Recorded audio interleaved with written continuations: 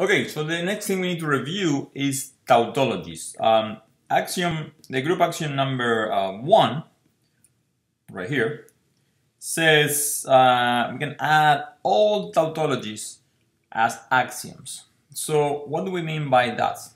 So let's recall that in sentential logic that we saw at the beginning of the course, a tautology is a well-formed formula in sentential logic where you have no variables, only prepositional sentences, variables, that is true for every truth assignment. Doesn't matter what truth assignment you put, you always get true. So that means when you do the whole truth table with all the possible combinations of true or false, if you look at the result, you get true the whole way. So all true. So that's a tautology in propositional logic. So what do we mean by a tautology here in first order logic?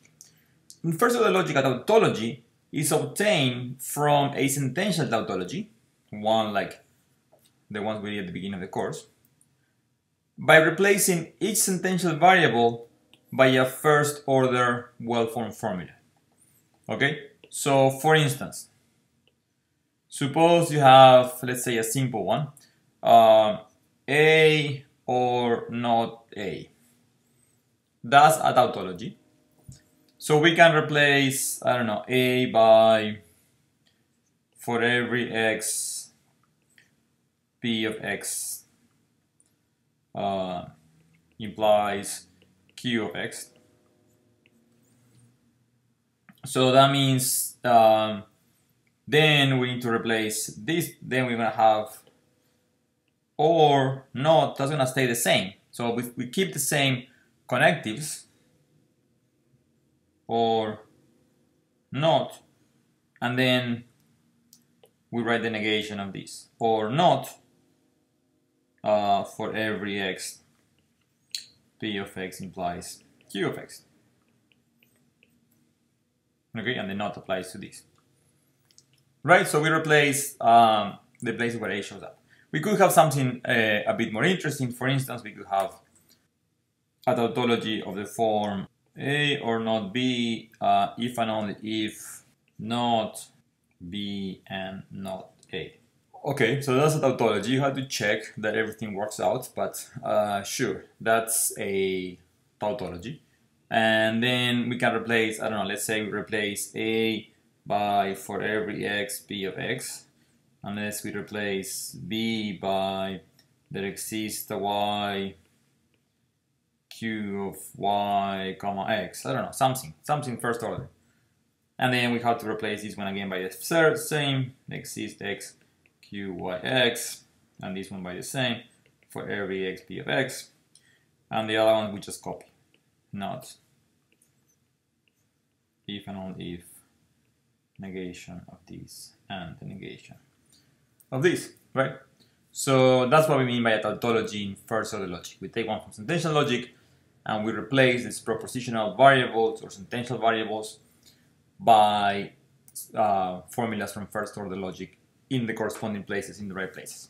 So anything that is of this form, we can use for the group of axioms 1. And actually, we can take generalizations of this thing. All right. So, for instance, in here we can put any quantifier we want up front for the whole thing. Suppose that z shows up in there, we can put it in there. And the same here, we can put any quantifier we want up front.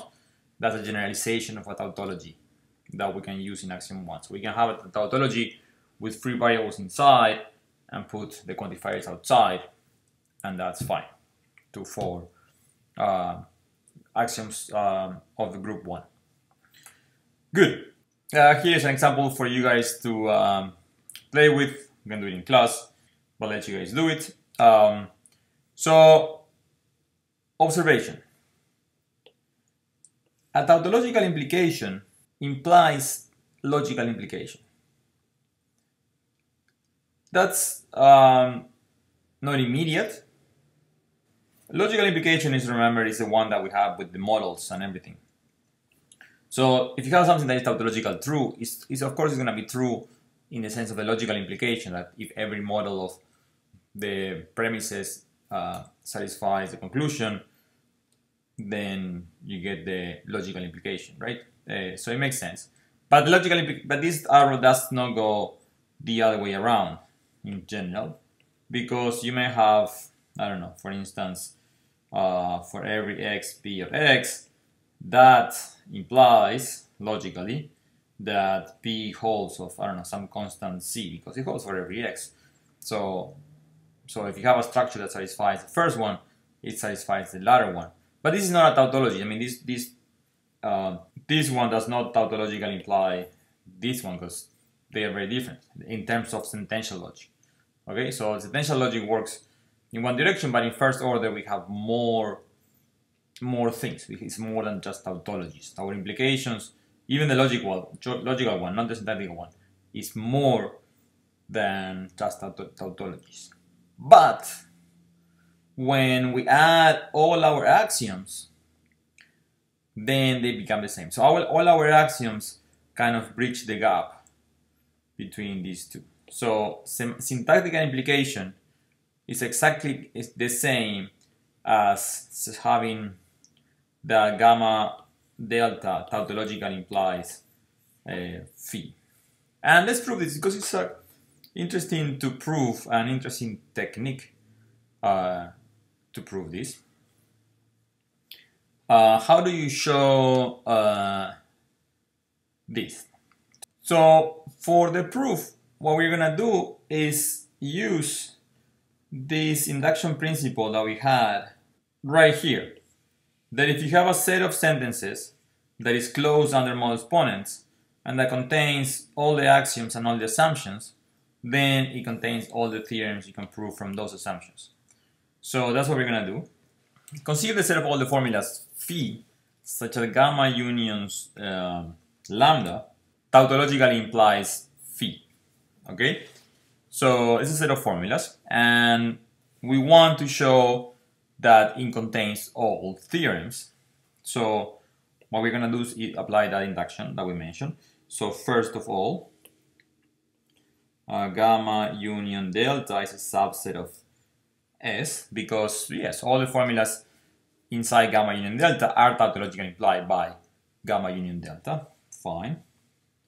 And then you have to show that S is closed under modus ponens. But that's kind of obvious, right? So if gamma union delta tautologically implies alpha implies beta, and gamma union lambda tautologically implies gamma, then what do we get? Well, that means every true assignment that makes gamma union delta true, or if you cannot consider only the sentential part of that without ignoring the first other part, it's going to make alpha implies beta true, and it's also going to make alpha true.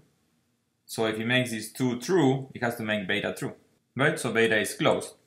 And then what do we get? Then by the induction principle that we mentioned before, if you contain all the basic ones and you're closed, under modus ponens contains all theorems, right? So that's the proof of that direction. What about the proof for the other direction? The proof of the other direction needs compactness. So we know that if gamma union delta implies phi, it's a finite set that implies phi, right? So there are finite subsets, gamma 0, gamma k, a subset of gamma, and delta 0, delta L, lambda 0, lambda L, subset of lambda, such that gamma 0, gamma k, lambda 0, lambda k tautologically imply phi, right? But then we know that if this is the case, that means every true assignment that makes the ones these ones true make these ones true, then we know that the formula gamma 0 implies gamma 1 implies gamma 2 implies gamma k, okay, imply lambda 0 implies lambda k, and L implies phi, is a tautology, right? So that's why is that? So every true assignment, now I'm saying every true assignment is going to make this formula true. So we know that if the true assignment makes all of these guys true, it's gonna make this one true. If it makes one of these false, just take the first one and you get true, true, true, true, true, implies false, implies something.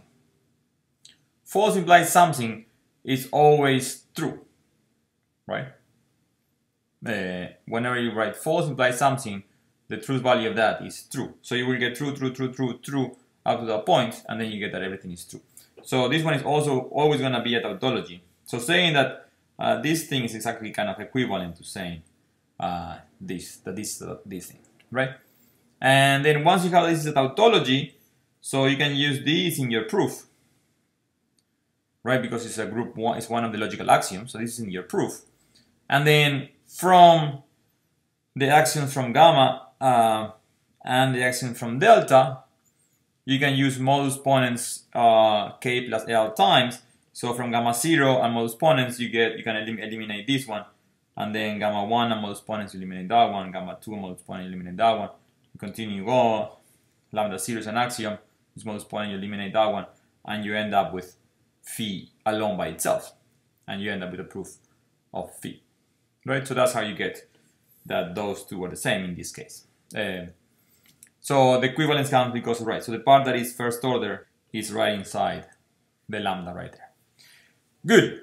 So those are our logical axioms. Now kind of they all make sense. Tautologies, just take a tautology for sentential logic and replace propositional variable by first order. This one you're essentially changing the x by any term, which makes sense. Now if for every x alpha, that should imply that alpha is true for any term t in place of x. For every this is just a formula that makes sense. This one we said makes sense because x doesn't occur free, and these ones are about equality. So those are your axioms, and you can write any of those and then have to apply modus ponens. Okay, see you in the next video.